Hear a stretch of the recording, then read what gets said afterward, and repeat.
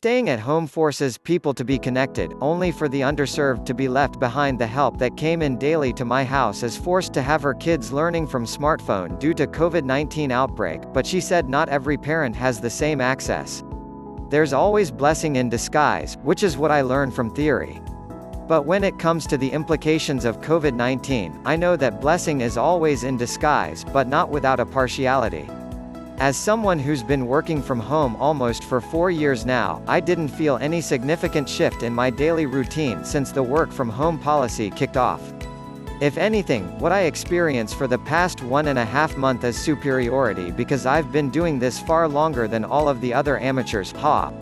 Suddenly, 2020 is the year where people are forced to make do with the technology they have been taking advantage of. More than before, we've collectively come to the realization that our lives have become dependent entirely on technology today, and we've been making too light of the matter. That's also one of many reasons this whole matter is still a blessing in disguise, solely for people with access to the internet and proper computers.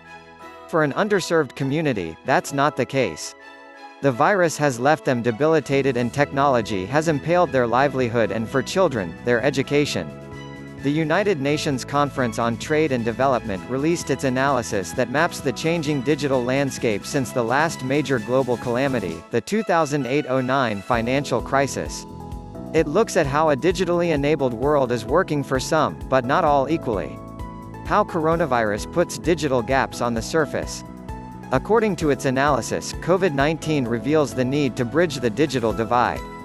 The coronavirus speeds up the transition to a digital economy while exposing the digital gap between countries and societies. The analysis also notes that the global crisis caused by the coronavirus pandemic has pushed us further into a digital world, and changes in behavior are likely to have lasting effects when the economy starts to pick up. But not everyone is ready to embrace a more digitized existence.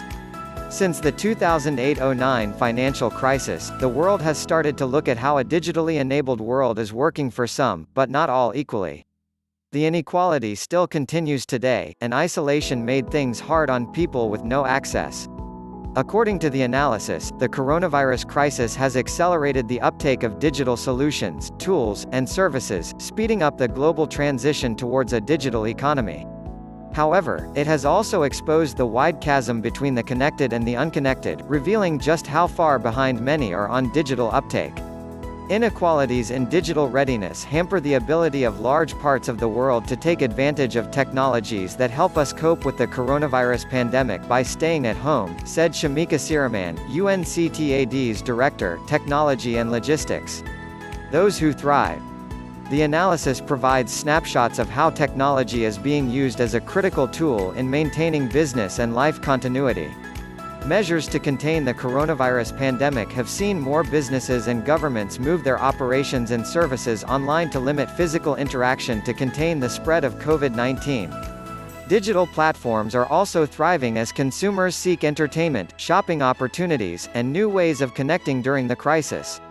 There are incredible positives emerging that show the potential of a digitally transformed world, notes Siraman. Digitalization allows telemedicine, telework, and online education to proliferate. It is also generating more data on the expansion of the virus and helping information exchanges for research. There has been a leap in teleworking and online conferencing, amplifying the demand for online conferencing software such as Microsoft Teams, Skype, Cisco's WebEx, and Zoom, the analysis says. According to Microsoft, the number of people using its software for online collaboration climbed nearly 40% in a week. In China, the use of digital work applications from WeChat, Tencent, and Ding took off at the end of January when lockdown measures started to take effect. Other benefits include using artificial intelligence to help find a cure and a significant shift to e-commerce, benefiting small and big businesses alike. Those who suffer. However, not all technology companies are profiting, and there are some serious consequences of the rush to online platforms. These include mounting security and privacy concerns, according to UNCTAD. The fast-paced shift towards digitalization is likely to strengthen the market positions of a few mega digital platforms, the analysis finds. This finding is concluded in UNCTAD's 2019 Digital Economy Report, which pointed out that the world's top 7 digital platforms already accounted for 2/3 of the value of digital platforms globally in 2017.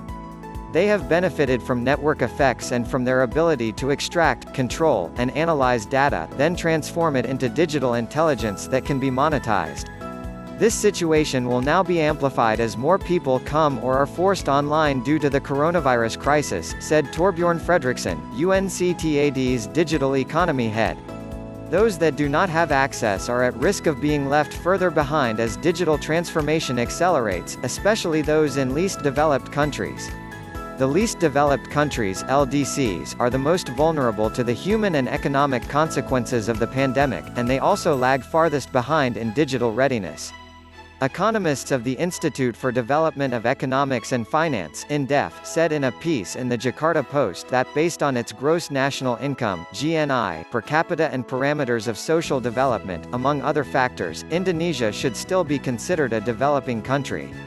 Although not in the LDCs category, the fact that Indonesia's GNI gross national income per capita of $3,840 in 2018, compared to high-income economies that are at a GNI per capita of $12,376, makes Indonesia to still be considered a lower middle-income economy. In most developing countries, well below 5% of the population currently buys goods or services online. This poses questions of how the rest of 95% of the population copes with the COVID-19's limitation.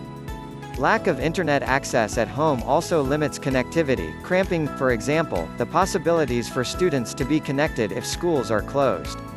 The education gap may also expand in developing countries, compounding inequalities, said Siraman. Low broadband quality hampers the ability to use teleconferencing tools. Mobile data costs also remain expensive across the developing world. Hope for development.